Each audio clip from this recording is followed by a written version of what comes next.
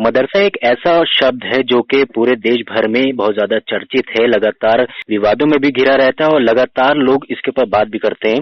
इस वक्त हमारे साथ जुड़ गए हैं मौलाना फजल हक साहब, जो कि एक्स चेयरमैन है मदरसा बोर्ड के राजस्थान के। अस्सलाम वालेकुम मौलाना साहब।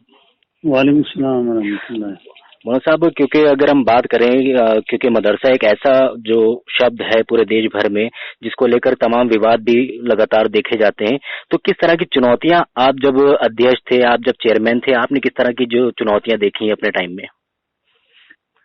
हमारा वक्त में 21/11/2011 को राजस्थान मदरसा बोर्ड के चेयरमैन बना। उस वक्त राजस्थान के वजीर आला अशोक गहलोत साहब ही वजीर आला थे राजस्थान के, आज भी हैं वो जी।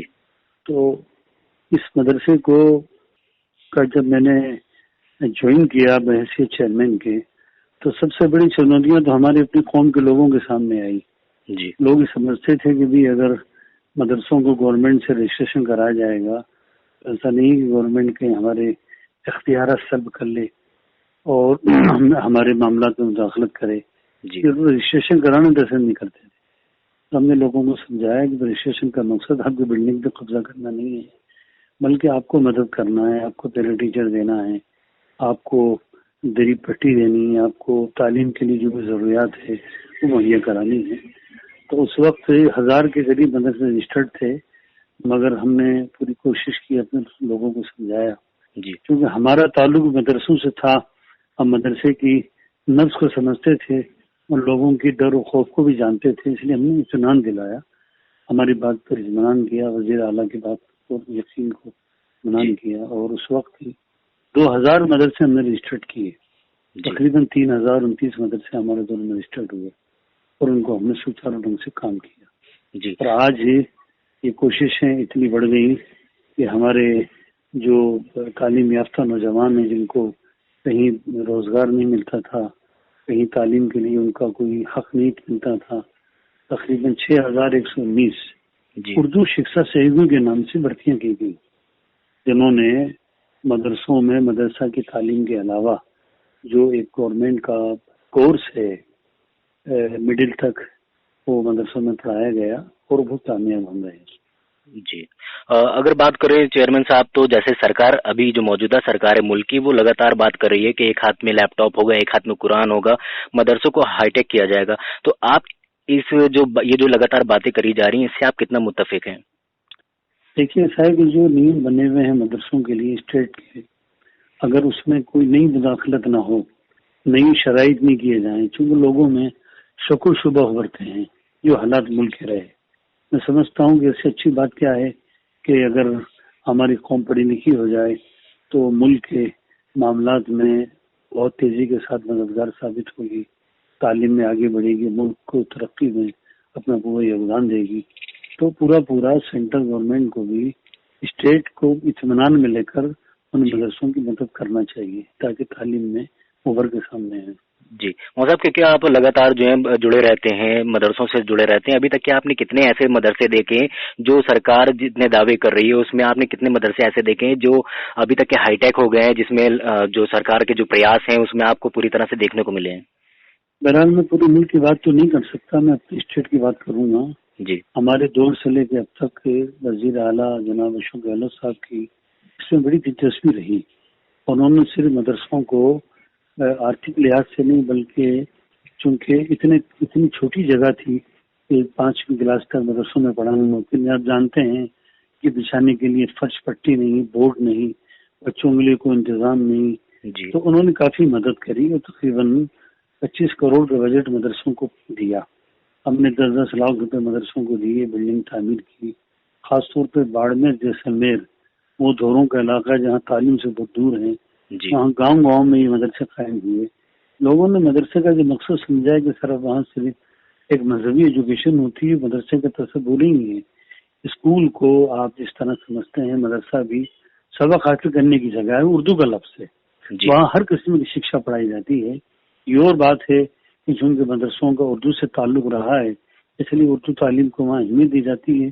बाकी दुनिया भी आधुनिक शिक्षा को मदरसों में बहुत पढ़ाया गया। आज हमारे राजस्थान में मैं कह सकता हूँ कि बड़े मॉडल मदरसे हाई सेकेंडरी तक تقریباً ایسے 50 مدرسے ہیں جو ہائی سیکنڈری لیول تک کام کر رہے ہیں. بہت سارے ایسے مدرسے ہیں جہاں ہاسٹل بھی بنے ہوئے ہیں اور بڑا اچھا کام راجستھان میں مدرسوں کے لیے ہو رہا ہے.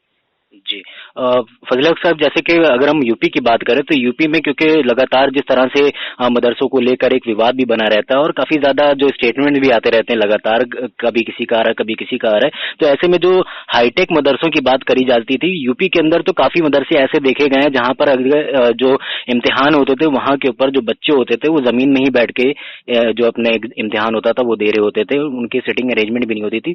تو کس طرح سے آپ دیکھتے ہیں کہ راجستھان میں بھی اسی طرح کی جو حالات ہیں وہ ایسے ہی ہیں کہ جو مدرسے کے جو بچے ہوتے ہیں وہ زمین میں ہی بیٹھ کے ایگزامز دیتے ہیں، اپنا امتحان دیتے ہیں اور لگاتار ہائی ٹیک ہونے کی بات کری جا رہی ہے؟ راجستھان میں تو بڑی تبدیلی ہے. میں نے آپ سے گزارش کی نا کہ راجستھان میں اتنی تبدیلی آ گئی کہ رجسٹرڈ مدرسے نہیں ہوتے تھے، آج 3029 رجسٹرڈ ہیں. 6119 سے زیادہ میرے دور میں پیرا ٹیچرس یعنی اردو شکشا سیوکوں کی بھرتی ہوئی اور تقریباً 150 سے زیادہ ماڈل مدرسے ہیں جہاں باقاعدہ دری پٹی فرش، اور اب تو گورنمنٹ نے اتنی سہولت دے دی کہ بچوں کو باقاعدہ ان کے لیے بینچز کا انتظام کیا ہے جہاں کرسی پہ بیٹھ کر بچے اپنی تعلیم حاصل کر رہے ہیں. تو مدرسوں کو اچھا بنانے کی کوشش گورنمنٹ کی ہے، مگر شرط یہ ہے کہ ہماری قوم کے لوگ بھی اس میں دلچسپی لیں. گورنمنٹ پہ نربھر نہیں رہیں، لوگ بھی جو جن کو خدا نے نوازا ہے دولت سے، جنہیں ہم باماشا کہتے ہیں ہندی میں، وہ لوگ بڑھ کر اچھلے. ہم نے اس دور میں بھی لوگوں کو توجہ دلائی اور ایسے مدرسوں کی تعمیر کرائی. ایک عالم دین کے لحاظ سے بھی توجہ دی، لوگوں نے ہماری بات پر اپیل کو سنا اور مدرسوں کو راجستھان میں بہت ترقی ہوئی. میں سمجھتا ہوں کہ ہم نے تو یو پی سے سیکھا ہے، یو پی کے مدرسوں کو سے ہم نے سبق حاصل کیا ہے. تو جب راجستھان ترقی پر گیا ہے تو یو پی کو تو اور بڑھ کر مدرسوں کو ترقی پر پہنچانا چاہیے. جی صاحب، لگاتار ایک بات کہی جاتی ہے کہ مدرسوں میں جو پڑھنے والے بچے ہوتے ہیں ان کے اندر دیش بھکتی کا جو جذبہ ہوتا ہے وہ نہیں ہوتا ہے. ان کو بچپن سے ہی ایسی تعلیم دی جاتی ہے کہ وہ دیش سے جو ہے جدا جدا سے رہتے ہیں. لگاتار اس طرح کی باتیں آتی ہیں، یہاں تک کہ مدرسوں کو تو آتنکواد سے بھی جوڑ دیا جاتا ہے. آپ اس کے اوپر اپنا کیا بات کہیں گے؟ ایسا ہے کہ ایسا کچھ نہیں ہے. اب سارے جہاں سے اچھا ہندوستان ہمارا، وطن سے محبت کی تعلیم کا سبق مدرسوں میں سکھایا جاتا ہے. مدرسوں میں تعلیم دی جاتی ہے کہ اپنے وطن سے محبت رکھو، یہ ایمان کا آدھا حصہ ہے. جو شکشا ایک سماج کا آدمی دوسرے اسکول میں جا کے نہیں حاصل کر سکتا وطن کی محبت کی، اس سے کئی گنا زیادہ مدرسوں میں سکھایا جاتا ہے. ملک کی آزادی میں علماؤں کی کیا خدمات رہی مدرسوں میں سکھایا جاتا ہے. 15 اگست 26 جنوری کو جو ہمارے راشٹریہ فنکشن ہیں، جھنڈا دھوج کا پروگرام ہے، وہ بہت شان و شوکت سے مدرسوں میں ہوتے ہیں. مدرسوں میں وہ سب ترانے گائے جاتے ہیں. اب اس سے بڑھ کر دیش بھکتی کا امتحان مدرسوں سے اور کی لیا جائے گا. صرف فرق یہ ہے کہ مدرسوں کی اپنی ایک لباس ہے، بچوں کا کرتا پاجامہ آسان، جو غریب بچے ہیں ان کو اچھی ڈریس مہیا نہیں ہے. ایسے مدرسے بھی ہمارے راجستھان میں ہیں جہاں لوگوں نے مدد کی تو ہم نے ان کو ماڈرن لحاظ سے ان کی ڈریس بھی بنائی، کرسیاں بھی لگائیں اور ہائی ٹیک کیا، ان کو اس کی تصویر بدلی. ایسا نہیں ہے، اگر گورنمنٹ سہایتا دے گی تو مدرسوں کی تصویر بدلے گی. چونکہ غربت میں، قریبی ماحول میں جو قوم اقلیت اپنے مدرسوں کو تعلیم میں آگے بڑھا سکتی ہے، اس طرح سے وہ کام الحمدللہ کیا جا رہا ہے. اگر سینٹرل گورنمنٹ کی بھی توجہ ہوئی تو اسٹیٹ اور سینٹر مل کر میں سمجھتا ہوں کہ مدرسوں کو ایک اچھے مدرسے بنائیں گے اور ہماری قوم کے لوگ شکشا حاصل کر کے جہاں سماج کا بھلا کریں گے اس ملک کو بھی بھلا کریں گے. جی صاحب، اگر دیکھیں تو جیسے کہ ابھی کورونا کال چل رہا ہے، لگاتار جو کورونا کے جو معاملے ہیں سامنے آتے جا رہے ہیں، جس کے چلتے جو ہے پورا دیش بھر میں لاک ڈاؤن ہے اور جو اسکول ہیں مدرسے ہیں سبھی کو پوری طرح سے بند رکھا گیا ہے. حالانکہ اسکولوں میں اب جو دیکھا جا رہا ہے کہ آن لائن جو اسٹڈی ہے وہ شروع کر دی گئی ہے. تو آپ کو کیا لگتا ہے کہ یہ جو مدرسے کے بچے ہیں ان کے لیے بھی آن لائن اسٹڈی کر دینا چاہیے؟ کیونکہ اگر ڈیجیٹل انڈیا کی بات کریں یا جو ہائی ٹیک مدرسے کی بات کریں تو ہائی ٹیک میں آن لائن اسٹڈی بھی ہونی چاہیے تاکہ مدرسے کے جو بچے ہیں وہ اسٹڈی میں پیچھے نہ رہ جائیں، ان کی جو تعلیمات ہیں وہ پیچھے نہ رہ جائیں. تو آپ اس سے کتنا متفق ہیں؟ اصل میں کیا ہے، مدرسے زیادہ اتنی زیادہ مدرسے اتنی تعداد میں ہیں کہ وہاں جو جدید ٹیکنالوجی ہے وہاں کمپیوٹر ہی نہیں ہے مدرسوں میں اتنے جو آپ ہائی ٹیک ان کو ایجوکیشن دیں گے، آن لائن ان کو تعلیم دیں گے. ہاں، جہاں ماڈل مدرسے ہیں، جہاں تعلیم کا اچھا نظام ہے، میں سمجھتا ہوں کہ ان کو جوڑ کے وہاں یہ تعلیم دی جا سکتی ہے. اور جہاں چھوٹے مدرسے ہیں وہاں پڑھنے کے لیے 15 سے 20 بچے آتے ہیں تو ظاہر ہے کہ उसमें सोशल डिस्टेंसिंग बना करके एक टीचर दूर दूर बिठा कर उन बच्चों को पढ़ा सकता है। और जहाँ मॉडल मदरसे हैं, जहाँ हाईटेक एजुकेशन है, जहाँ सारी सहूलियात है, कंप्यूटर है, ऑनलाइन तालीम दी जा सकती है, तो जहाँ सारे स्कूलों में हो रहा होगा मदरसों में भी होगा। मदरसे कोई कौम और समाज और मुल्क से अलग थोड़ी है, वो सहूलत सारी मदरसों को मिलना चाहिए और मदरसों को ऐसा करना चाहिए। जी, अगर जैसे सरकार लगातार नई गाइडलाइंस दे रही है, नई हर दिन कोई ना कोई नया अपडेट आ जाता है, तो ऐसे में जो मदरसे के जो बच्चे होते हैं, जो पढ़ रहे होते हैं या फिर जो तालिबे इल्म होते हैं, उनके लिए बात कही जाती है कि वो दुनिया से बहुत अलग होते हैं, वो मतलब पिछड़े हुए होते हैं, उनको दुनियावी कोई मालूमात ज्यादा नहीं होती है। तो ऐसे में जो सरकार की जो गाइडलाइंस आ रही हैं लगातार, उनको अपडेट करने के लिए ऐसा क्या पैगाम दिया जा सकता है जो सरकार लगातार अपडेट कर रही है, ताकि कोरोना से भी वो बचे रहें, खुद भी महफूज रहें और दूसरों को भी महफूज रखें और दूसरों तक वो पैगाम भी पहुंचा सकें। तो किस तरह से उनको अपडेट किया जा सकता है? जितने मदरसे गवर्नमेंट में रजिस्टर्ड हैं, उनकी कमेटी के अहदेदारों के सबके मोबाइल नंबर हैं जी। जाहिर के मोबाइल के जरिए मैसेज भेजे जाते हैं, सब लोग पढ़ते हैं, उनके जरिए मैसेज गवर्नमेंट उन तक पहुंचाए। जहाँ जैसी सहूलत है उसके मुताबिक लॉकडाउन की जो गाइडलाइन है उस पर सबको अमल करना चाहिए। मैं समझता हूँ कि पूरा मुल्क इस बात के लिए एक सफ में खड़ा है कि जो भी आदेश दिए जाते हैं सेंटर से, स्टेट से, कोरोना की बीमारी से लड़ने के लिए सब लोग मिलजुल के लड़ रहे हैं, मदरसे पीछे नहीं है। मदरसों ने भी जैसे ही ये ऑर्डर हुए कि बच्चों को भेज दीजिए, सबने अपने हॉस्टल मदरसों के खाली कर दिए, बच्चों को अपने मकाम पर पहुंचा दिया। आज किसी हॉस्टल में, किसी मदरसे में कोई बच्चा नहीं, एक आध बच्चा जो बीमार रहा हो, किसी मजबूरी से रुक गया हो, वही ऐसे होंगे, वरना सब अपने अपने घरों पर बच्चे हैं। जब हालात अच्छे होंगे, लॉकडाउन खत्म होगा और जैसी गाइडलाइन गवर्नमेंट की मिलेगी, मैं समझता हूँ कि मदरसे भी अमल करेंगे और पूरा योगदान देंगे। जी, अगर बात करें जैसे लगातार जो मदरसों में बच्चों के एडमिशन की जो संख्या है, जो तादाद है, वो लगातार कम होती हुई दिखाई दे रही है। अगर हम यूपी की बात करें, क्योंकि यूपी के आंकड़े भी देखे गए हैं कि पिछले 4-5 सालों के अंदर बदइंतजामी के चलते लगातार जो बच्चे हैं उन्होंने मदरसों में एडमिशन लेना कम कर दिया है। तो क्या राजस्थान में भी और क्या पूरे मुल्क में आपका आना जाना होगा, तो आपने क्या पूरे मुल्क में इस तरह के हालात देखे हैं कि जो तालिबे इल्म बच्चे हैं जो मदरसे में एडमिशन लेते थे, अब उनकी जो तादाद है वो कम हो गई है? क्या कहना है आपका इस पे? देखिए, इस ताल्लुक से सबसे बुनियादी बात है कि मदरसा मैनेजमेंट को सहयोग देना। जब पहले टीचर्स की तनख्वाही नहीं मिलेंगी, उनको इंतजाम नहीं देंगे, जब टीचर्स पढ़ाने नहीं आएंगे, तो जाहिर उनके गार्जियन क्यों पसंद करेंगे अपने बच्चों का भविष्य खराब करना, उनका मुस्तकबिल क्यों खराब करेंगे वो।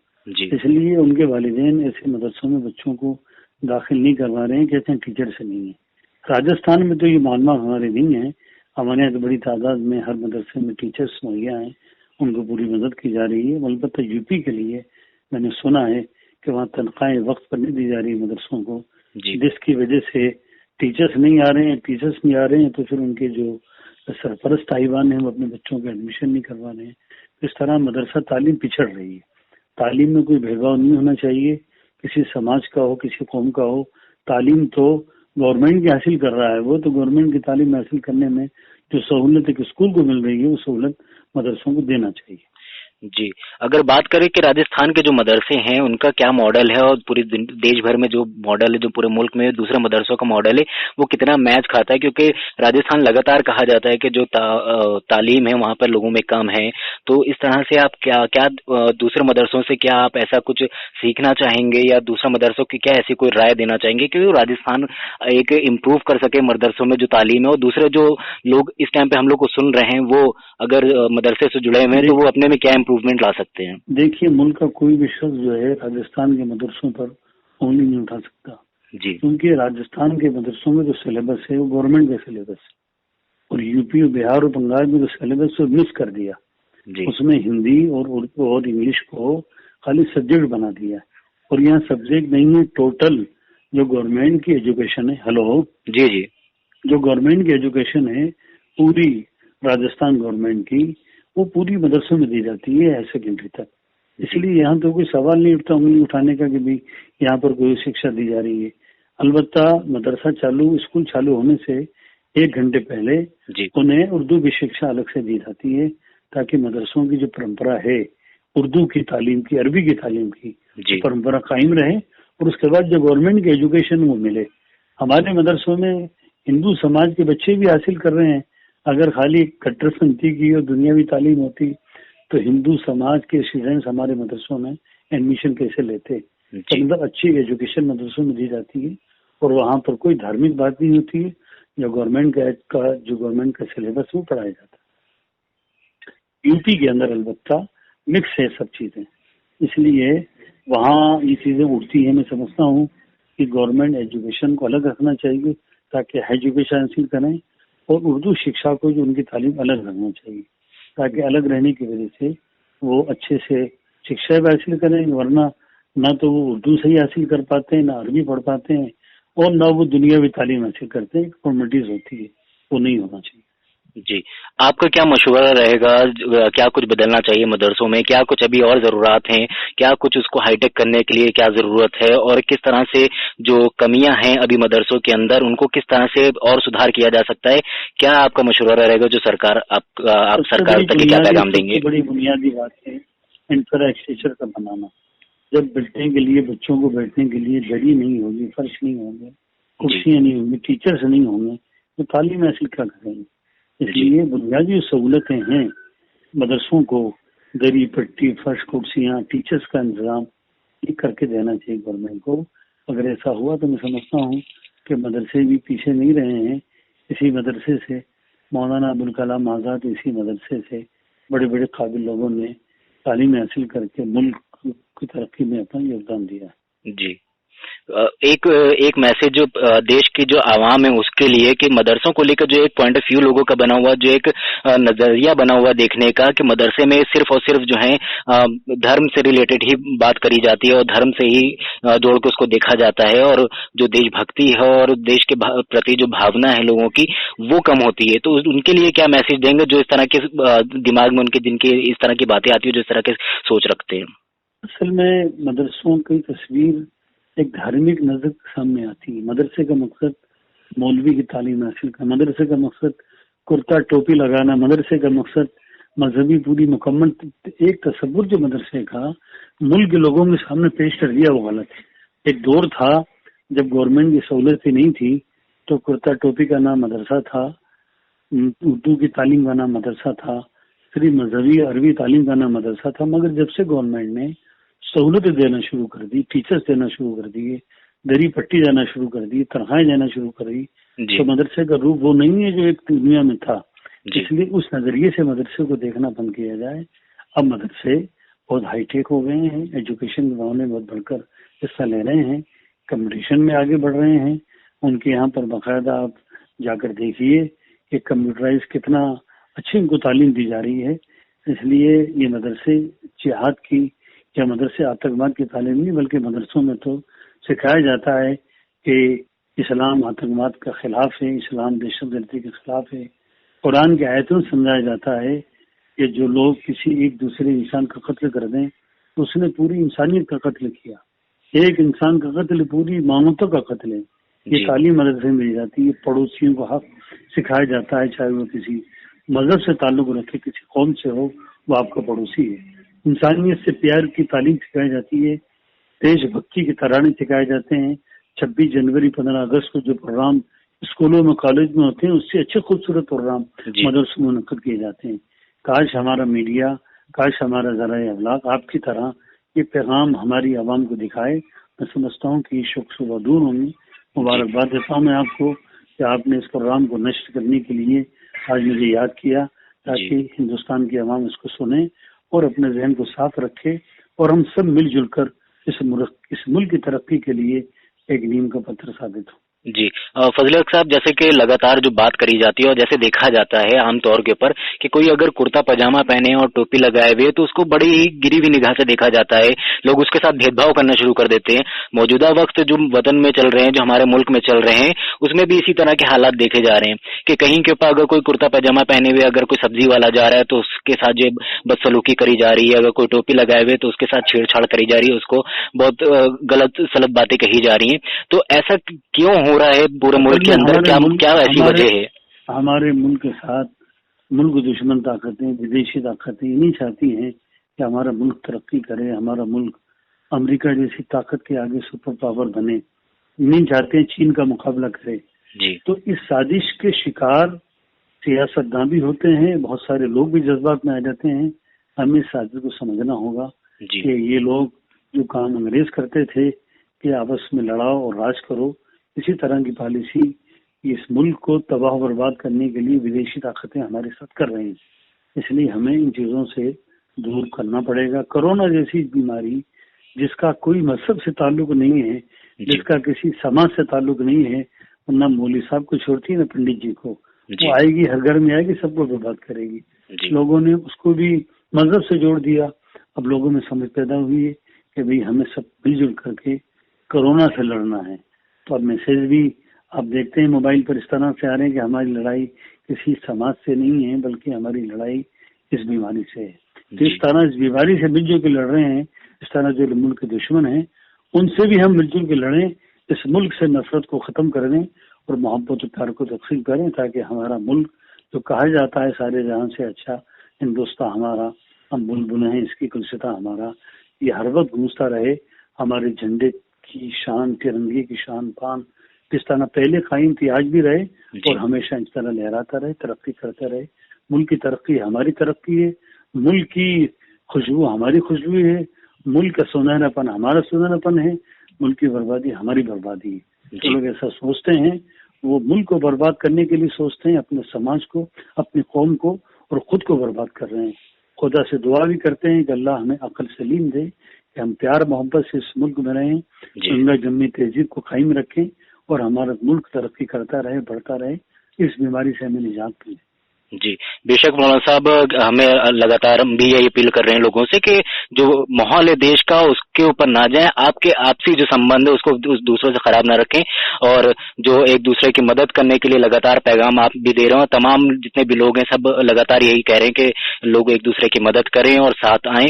تو ہم بھی یہ اپیل کریں گے ہر کوئی ایک دوسرے کا ساتھ دے, اور جو بھید بھاؤ دیش کے اندر آ گیا اس کو کہیں نہ کہیں ختم کرنے کی بھی ضرورت ہے, اور خاص کر کے جو مدرسے کو لے کے لگاتار بات کری جاتی ہے اس کے اوپر بھی زور دینے کی ضرورت ہے. بہت بہت شکریہ مولانا فضل حق صاحب ہم سے بات کرنے کے لیے. یہ تھے ہمارے ساتھ مولانا فضل حق صاحب جو کہ ایکس چیئرمین تھے مدرسہ بورڈ کے راجستھان کے. بہت بہت شکریہ مولانا صاحب. جزاک اللہ, شکریہ شکریہ. خدا حافظ. خدا حافظ. خبروں میں بنے رہنے کے لیے RNI اردو کے فیس بک, ٹویٹر, انسٹا, ٹویٹر کو سبسکرائب کریں اور ہاں بیل آئیکن دبانا نہ بھولیں.